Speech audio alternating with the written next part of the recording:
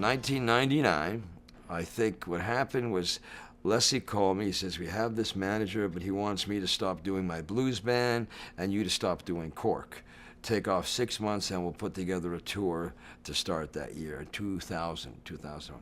I said, okay. I was sitting home doing nothing. I was basically just drinking and going down to the pub and sort of telling stories, like, like Rocky. Hey, you got that, you're mad. So I was telling, it just so happened I happened to have, in my building where I live, there was a guy, he was an editor, and he was totally into these stupid stories that I was telling, just silly stories. Do you mind if I tape you? Go ahead, just buy me the drink. It was very silly. I felt like Paul Butterfield, just give me fiat, give me money, yeah, whatever. Anyways, he actually taped a lot of things, and when he started he's on a computer, he was an editor. He started writing these things up. What do you think? And I said, what are you doing? He says, do you have any pictures? I happen to have a stacks of all these old pictures that I kept. So we went through them, and as a result, this guy Steve Ibbett, he put together all these stories, and with the pictures. That's what happened. So a buddy of mine says, why don't we put the book out, self-publish? So I said, okay. The guy put up a couple of bucks. I remember, because we sold out at the, I hate to call it Ground Zero, at the Towers. We played the month before they went down, in August, the hottest day of the year in 2001. And I remember because in the Towers, they had a beautiful terrace, and 10,000 of the workers would come down. They had chairs put out and had a big stage where you played in between. It was called Lunchtime at the Towers. Beautiful setup. And the reason I remember is because the books were shipped that day. I had 1,000 books shipped to sell. Told Leslie about it, fine. What happened, it was so hot, the glue in the book melted. So the books, you open the book would fall apart. Oh my. So we ended up giving them away. And actually, as a result, I signed the book. I didn't know what was going to happen. I thought it was very silly. I'm going to tell you. But as a result of the book, like a couple of years later, I got a call from an English publisher in England. Does Leslie have stories and pictures?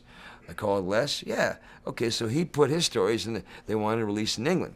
Now, what are you going to call the book? Mississippi Queen wasn't that big in England, but Nantucket Sleigh Ride was used in one of the news shows for 20 years, so we called the book Nantucket Sleigh Ride and Other Rock and Road Stories.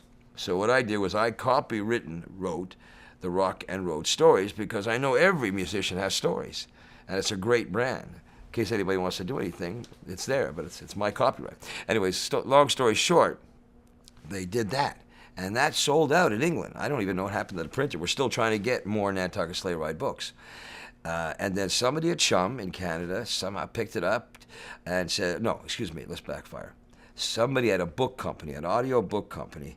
I remember what happened. My girlfriend Taffy and I were driving along, and she used to get the audio books. And I said, well, that's a great idea. When we went to get to the wholesaler, the guy says, well, you have the book. How about if you read the story with your voice? You do your own voiceover. I said, yeah. I said, but who cares? Who gives a damn about my voice? No. And I said, wait a second. Can I put the songs of the relevant, stories? Like Mick Jagger and Leslie and I wrote this song, which recorded, but never went anywhere.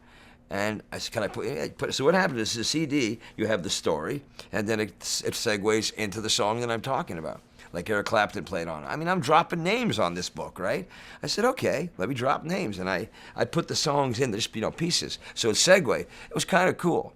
It brought back, when I read the Miles Davis book, I remember reading a chapter going, well, I got to go get a song. Exactly. I got to get my vibe into it, But if you're in the car, you can't just do that.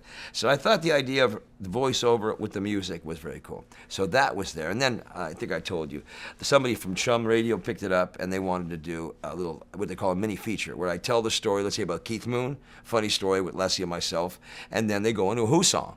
So it starts off like with the cowbell. Da-na-na-na.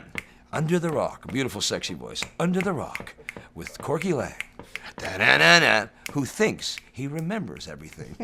Kind of silly. But anyways, that's the gist of that show. But I'm just trying to say these things come out of nowhere.